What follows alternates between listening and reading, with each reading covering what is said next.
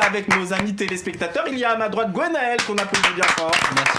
Juste à côté de lui, il y a la charmante Aïcha qui vient de Rennes.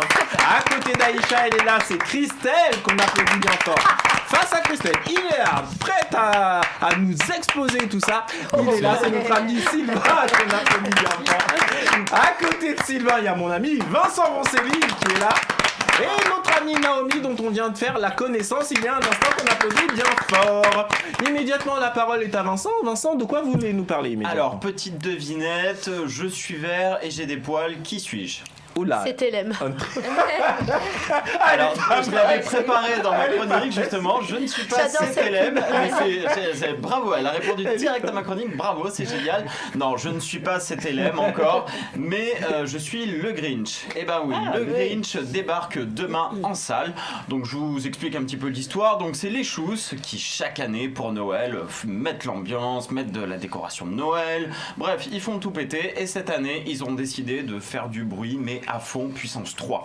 Et le Grinch, il en a un petit peu marre parce qu'il aimerait bien rester dans sa petite caverne, au chaud, tranquille, avec son petit chien, sauf que pas du tout. Donc du coup, il a décidé de se venger et de voler le Noël des Chousses. Je ne vous en dis pas plus, regardez cette bande-annonce.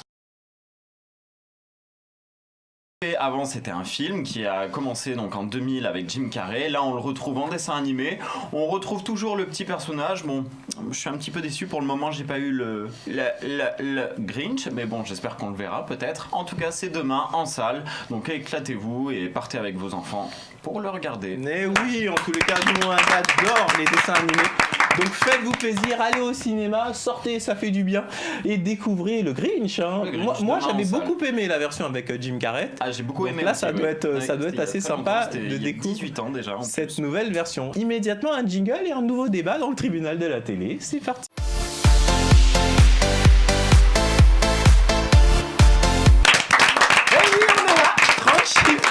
Allez, fidèle au poste, vous êtes bien dans le tribunal de la télé, hein, votre émission sur People 24 qui parle comme ça de l'actualité de la télé. Et vous le savez, chers amis téléspectateurs, vous pouvez, comme les téléspectateurs qui sont présents aujourd'hui autour de la table, vous pouvez venir sur notre plateau pour débattre comme ça de l'actualité de la télé. Et pour ce faire, c'est extrêmement simple. Vous allez du côté du site internet de la chaîne à l'adresse www.people24.tv et vous allez dans la rubrique casting et vous vous laissez guider. Vous sélectionnez l'émission Le Tribunal de la télé. Immédiatement, c'est la parole à Vincent. Vincent, de quoi vous voulez nous parler? Eh bien Kevin, je vais vous parler des Gilets jaunes qui se sont exprimés donc, le 17 novembre en France contre l'État, sauf qu'il y a eu des débordements, notamment à Cognac où une femme a reçu des agressions racistes, ou alors à Bourg-en-Bresse où un conseiller municipal et son conjoint ont été agressés et violentés.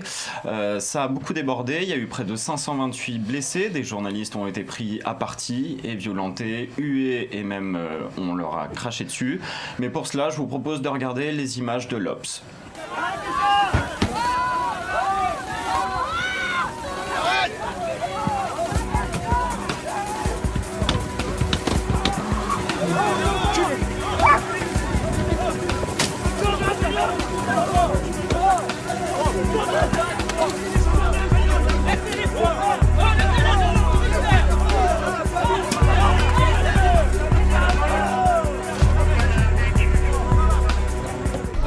Appelle la télé, ils vont venir ici pour voir ce que ces clébards m'ont fait, la tête de ma mère.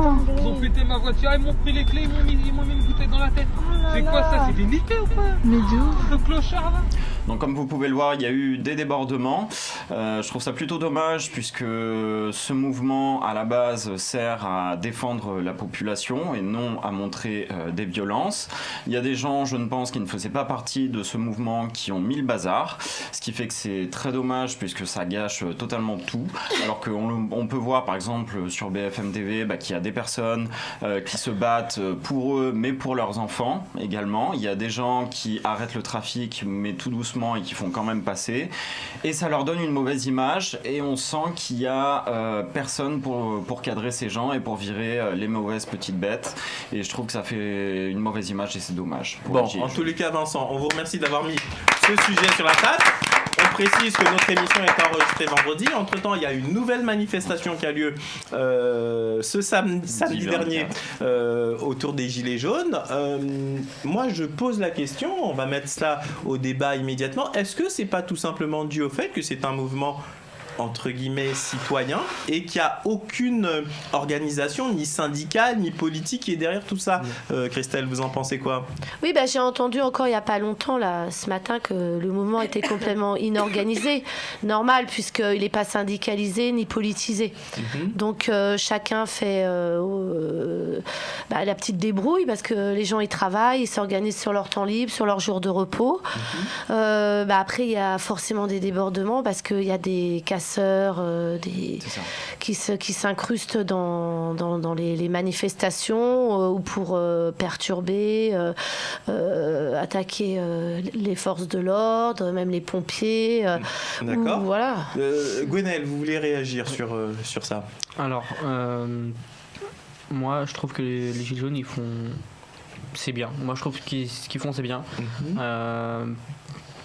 Parce que déjà, c'est pas que pour eux, c'est pas que pour les Gilets jaunes, c'est pour le peuple. Parce que c'est pour le peuple, donc pour la génération d'après. Alors, puis après. Quand on dit ils font quelque chose pour le peuple, alors moi j'ai vu une émission d'info où on demandait quelles sont les revendications précisément, parce qu'au départ c'était l'essence.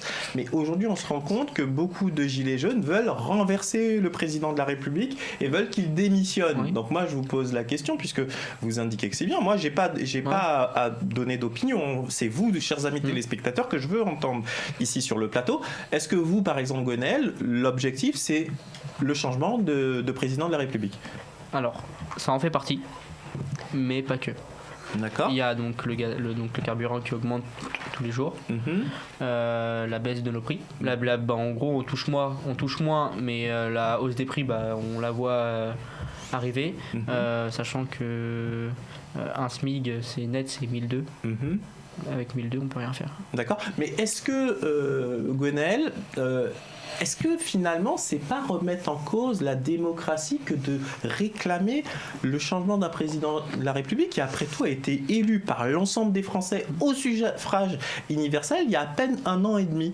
Est-ce que, parce que après tout, ça voudrait dire qu'une fois qu'on élit quelqu'un, dès qu'il y a des mesures qui nous conviennent pas, allez boum, il faut le renverser immédiatement. Je pose la question à tous nos amis téléspectateurs. Oui. Alors, non. C'est pas ça, mais c'est qu'il nous a dit des choses et il a fait tout le contraire. Alors, vous précisément, quelle est la promesse d'Emmanuel Macron qui a été dite et qui pour vous le ressentez comme une trahison, comme vous le dites là actuellement ? Tout simplement la baisse des taxes, alors que finalement c'est pas la baisse, c'est la hausse. Tout augmente. Oui. D'accord. Les taxes ou autre chose. Après, il y a beaucoup de choses. C'est comme les retraites. Soi-disant qu'il n'allait pas toucher, et il l'a dit. Qu'il n'allait pas toucher aux retraites. Ah non. Au contraire, pendant la campagne électorale, au contraire, il a annoncé avant la campagne électorale qu'il allait faire une réforme des retraites qui va arriver justement l'année prochaine. Et finalement, il a peut-être dit ça, mais sauf il a augmenté la CSG sur la retraite. C'est pas pareil. C'est ça, exactement. D'accord. On parle de la manière dont vous l'avez présenté. Effectivement, c'était pas tout à fait clair. Oui, vous vouliez préciser quelque chose justement sur ce point ? Non, mais voilà, la jeune génération de 20 ans, c'est normal. Moi, je raisonnais comme ça à leur âge. Si tu vis jusqu'à 80 ans, 90 ans, tu diras il nous a promis, il n'a rien fait. Mais ça, c'est l'essence même des politiques, pour se faire élire. Ce sont que des promesses, et puis eux, ils se gavent. Enfin, moi, du haut de mes 40 ans passés, la vie, moi, je trouve qu'elle est de plus en plus dure, même pour un couple qui travaille. Les classes moyennes, elles ont complètement été oubliées. Comme souvent on a dit, c'est la goutte d'eau qui fait déborder le vase. Christelle, quand vous dites oui, les politiques ils se gavent, etc., est-ce que c'est pas non plus un discours qui devient m'en veuillez pas, mais un peu populiste, si vous le permettez, qui devient un peu populiste, parce que toute la classe politique, on va pas dire qu'ils sont tous pourris. Non, mais les stars de foot, ça gêne pas les Français qu'un joueur de foot gagne des millions et des millions. Oui. Par contre, un président de la République, là, ça gêne. Non, mais là, je suis complètement d'accord. Leur tâche n'est pas facile non plus. Moi, j'ai dans ma famille des élus. Je vous assure que c'est vraiment pas facile. Surtout dans les petits patelins, ils font tout. Ils ont pas de délégation pour les aider. Ils vont sur les suicides, ils vont sur les feux, ils vont sur tout. Mais maintenant, c'est vraiment la goutte d'eau qui fait déborder le vase pour le pouvoir d'achat. Parce que donner des bons à des gens pour avoir un plein, 80 € en plus, ce qui correspond à un plein, franchement, vulgairement, on se torche le cul avec ça. Moi, je dis, il nous faudrait entre 500 et 1000 € pour pouvoir aller au restaurant, pour pouvoir aller au cinéma, pour pouvoir s'habiller comme on veut, pour prendre des vacances. Nous, mon fils maintenant il est autonome, on est 4 dans la maison, on a du mal, quoi. Heureusement que je cuisine. Christelle, on est d'accord, la vie est difficile et compliquée. Moi, je veux tous vous entendre, chers amis téléspectateurs. Je vais donner la parole à tout le monde sur ce sujet parce que je veux vraiment entendre tout à chacun. La vie est devenue, on est d'accord, extrêmement compliquée. Mais une augmentation, par exemple, comme celle que vous êtes en train d'indiquer, Christelle, entre 500 et 1000 €. Mais on la finance comment, les amis? Pardon, Christelle, je veux entendre Sylvain. Ensuite, je veux entendre Naomi, Vincent, Aïcha, et je donnerai la parole à Gwenelle et je vous redonnerai la parole ensuite. Sylvain, vous pensez quoi de ce débat? Ce que je pense, c'est que Macron se prend pour le roi Soleil et qu'il est incapable d'être à sa place. Il y avait lors des précédentes élections, il y a eu un putsch. Il ne faut pas oublier qu'il y en avait un qui avait une ligne toute tracée pour être élu. François Fillon. C'était Fillon. On aime ou on n'aime pas. En attendant, ça faisait un moment qu'il tenait les rênes. On pouvait penser que c'était un cadre de la politique. Débarque ce mec Macron qui vient de nulle part, personne ne connaît. Il est élu miraculeusement. Je suppose que ça a été lui le premier surpris d'avoir été élu. En tout cas, dès le départ, on a constaté une inorganisation. Il n'avait pas d'équipe gouvernementale. Tout a chié. Même pour trouver des ministres, tout a été parce que ça. Mais mon cher Sylvain, m'en veuillez pas. Encore une fois, moi je me fais là. Vous savez que quand on est dans une émission de débat, donc moi pour vous faire réagir, je prends toujours le contre-pied. Ça veut pas dire ma pensée personnelle, vous la connaissez. Ah non, mais ouais, bien sûr. Mais en me faisant l'avocat du président de la République sur ce plateau, après tout, il est venu avec une politique où il changeait tous en parti. Donc c'est un petit peu normal qu'ils doivent mettre en place de nouvelles équipes puisqu'il n'y avait pas de parti. Et en l'occurrence, aujourd'hui, qu'est-ce qui se passe? Il y a une coalition de la gauche, de la droite contre lui et on est en train de lui scier la planche pour comment dire, par rapport à ses réformes, etc. Moi, je me fais ici, entre guillemets, l'avocat du président de la République, mais c'est pour vous faire réagir, Sylvain. Moi, on me donnerait le rôle de président que j'en voudrais pas. Je fuirais à l'étranger parce que je serais incapable de gérer le truc. Donc, je regarde tout simplement de mon œil de petit français de base. Et je trouve que les précédents, certains m'ont donné envie de vomir. Vous voyez, regardez, Sylvain, sur ce que vous dites là, bien précis. Regardez. Les années Sarkozy et tout, c'était pas mieux. Je tiens à vous faire part d'un exemple. Vous avez vu que l'année dernière, lors du congrès des maires de France, le président de la République avait été hué. Et du coup, il n'est pas reparti cette année. Il a reçu 2000 maires à l'Élysée et il va repartir l'année prochaine, il a annoncé. Mais que s'est-il passé à l'Élysée? Les maires, ils sont venus, j'allais dire presque avec la Kalachnikov à la main. Ils voulaient vraiment lui entendre, faire part de leur exaspération. Mais vous avez vu comment il les a mis dans sa poche? Pourquoi? Parce qu'il maîtrisait tous les dossiers. Est-ce que ça ne fait pas quand même plaisir de voir un président de la République sans note, et parle anglais, qui maîtrise vraiment ses dossiers? Alors que des fois, quand on voyait des présidents de la République, on sentait qu'ils ne maîtrisaient pas vraiment le dossier. Là, on sent que le mec, quand même, quoi qu'on en dise, il connaît ses dossiers. Ça vous ne le trouvez pas de circonstance? Je suis désolé, j'ai pas suivi l'actualité. J'ai eu une semaine compliquée. J'ai pas suivi l'actualité politique dont vous parlez. Donc, bien mal m'en a pris parce que si là, il donne visiblement des leçons d'organisation, pour moi, il m'a donné tout le reste. Encore avec la triste histoire Benalla dont tout le monde nous a saoulés là pendant l'été. On a vu encore des situations mais qui sont ubuesques. Sous Sarkozy, on a eu Bettencourt, c'était pas mieux. C'est tout le temps ça. Ouais, mais bon, voilà. Moi, j'attendrais un peu plus de noblesse de gens qui sont censés. D'accord. Alors, je veux entendre tous les téléspectateurs. Naomi, vous pensez quoi de cette histoire des Gilets jaunes et du discours que nous avons actuellement, enfin du débat, pardon, que nous avons actuellement? L'histoire des Gilets jaunes, en fait, ça commence moi à me saouler parce qu'on a des rendez-vous, donc ils nous bloquent la route. Ça m'énerve vraiment. Après, bon, c'est pour une bonne cause. Alors je suis pour cette cause aussi. Et aussi, ce qui me révolte, c'est les faux gilets jaunes qui mettent des gilets jaunes pour agresser. Plus proche du micro, Naomi. Ce qui me révolte aussi, c'est les faux gilets jaunes qui mettent des gilets jaunes pour agresser, insulter, avoir des propos racistes. Et aussi, au sujet de Macron, je trouve que qu'il nous a menti, voilà, parce qu'il nous avait promis des choses qu'il n'a pas faites. Après, je suis consciente que c'est un gros travail. Mais moi, je vous pose la Comme question, tous les c'est hommes. quoi à chaque fois que vous dites il a promis des choses qu'il n'a pas faites, c'est quoi la promesse qui pour vous a été faite par le président de la République lors de sa campagne et qui n'a pas été tenue pour vous? De nous aider à la base, qui était pour les gens moins riches. Et ce que je vois, c'est qu'il l'augmente et en fait, au lieu de nous aider... Je vais vous donner la parole à Vincent, mais vous me dites si je me trompe. Moi, j'ai plutôt eu l'impression pendant la campagne, vous me dites si je me trompe, Sylvain, Christelle et tous les téléspectateurs qui sont là, qu'au contraire, il avait annoncé la couleur, qu'il avait dit je ferai les 2 premières années des réformes très dures et on en verra les fruits à la fin de mon mandat. Ouais, c'est vrai. Vincent, vous confirmez ça, au moins sur ce point-là. Vincent. Je suis d'accord avec vous et maintenant je tenais quand Attention, moi, il n'y a pas à être d'accord avec moi. Moi, c'est juste sur les faits et sur rappeler les faits, ce qui s'est passé durant la Je campagne. tiens quand même à dire que ceux qui en pâtissent le plus sont quand même les retraités. C'est pas la population active. Il a limité des charges, des taxes, ça il l'a fait, il l'a appliqué, ça on peut pas lui en vouloir. Maintenant, il y a au niveau de l'entreprise, il a avancé vers Hollande. En fait, Hollande, il avait mis. Attendez, Vincent, très important, excusez-moi. Là, vous avez parlé des retraités et on le voit. Ça, c'est les retraités qui prennent le plus. 20% vivent avec 500 €. Alors, moi, je vais encore dire quelque chose qui n'est pas politiquement correct par rapport aux retraités. Est-ce que vous avez déjà regardé un graphisme sur les dépenses du budget de l'État français par rapport justement aux jeunes et aux retraités?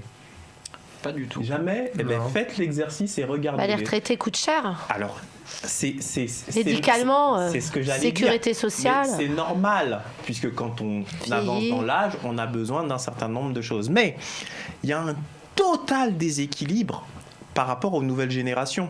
Et après, on s'étonne que les jeunes ne trouvent pas de boulot pendant un certain temps, mais quand on regarde le budget de l'État français, il y a un déséquilibre total en faveur des retraités, et les jeunes, il n'y a pas grand-chose pour les aider dans la vie. Vous voyez, par exemple, on a eu beaucoup de mal à instaurer une espèce de RSA pour les jeunes de moins de 25 ans. C'était très compliqué.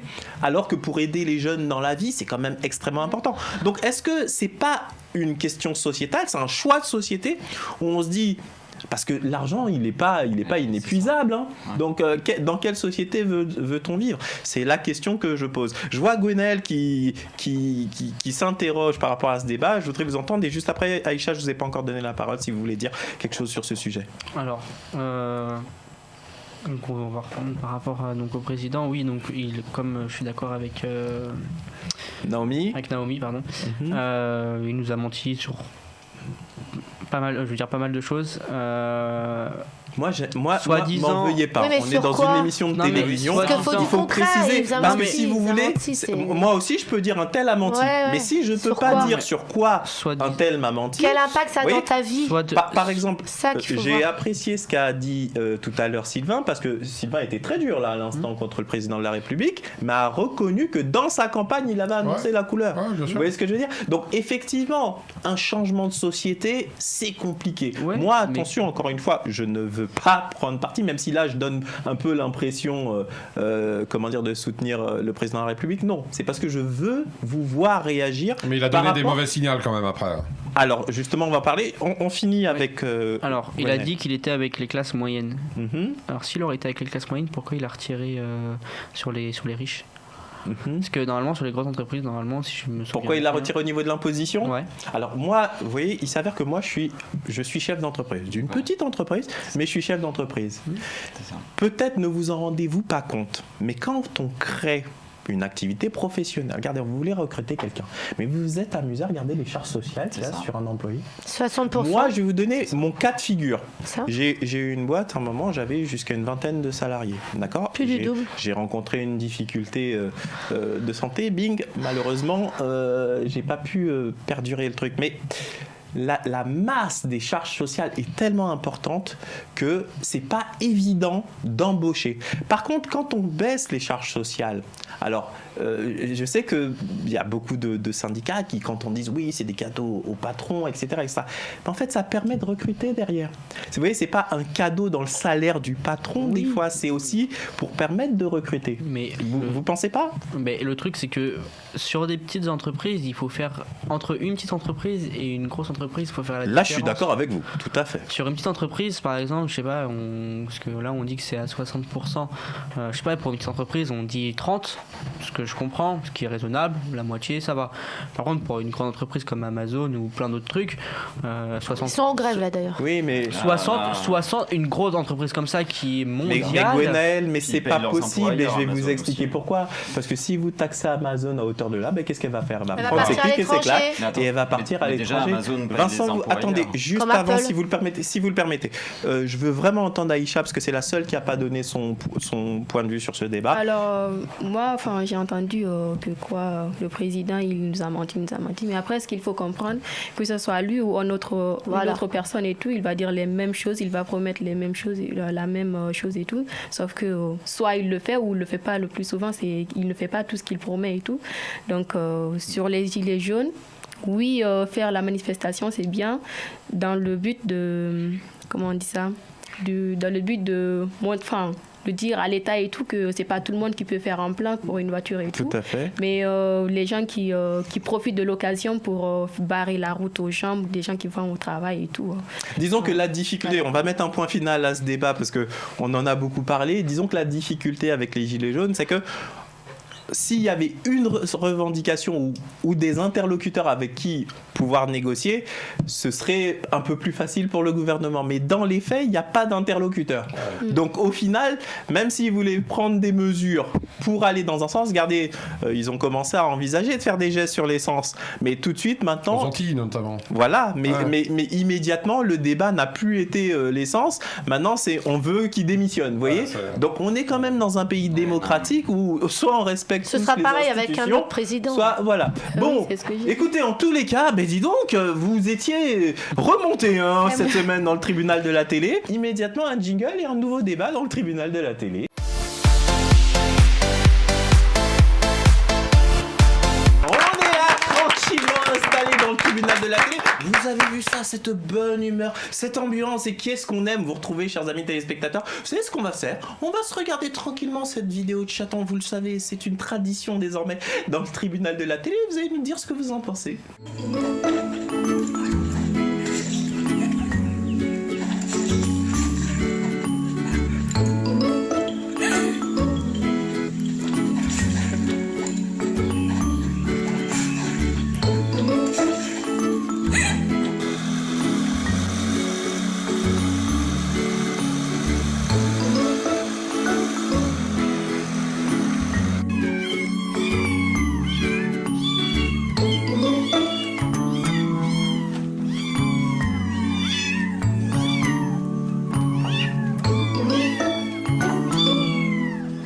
Oh, que ça fait du bien.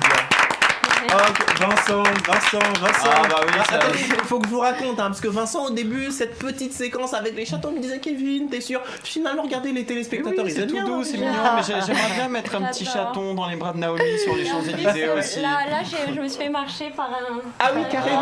Ah d'accord, il y a des tatouages de chatons. Mais vous voyez, je suis pas le seul à aimer les J'adore. chatons. Il y a des tatouages de chatons sur le cou. Attention pour nos amis téléspectateurs, montrez Ouais, mais bien là, là, il manque vers la les griffes, caméra non qui est là qu'on voit. Voilà, on l'a bien vu.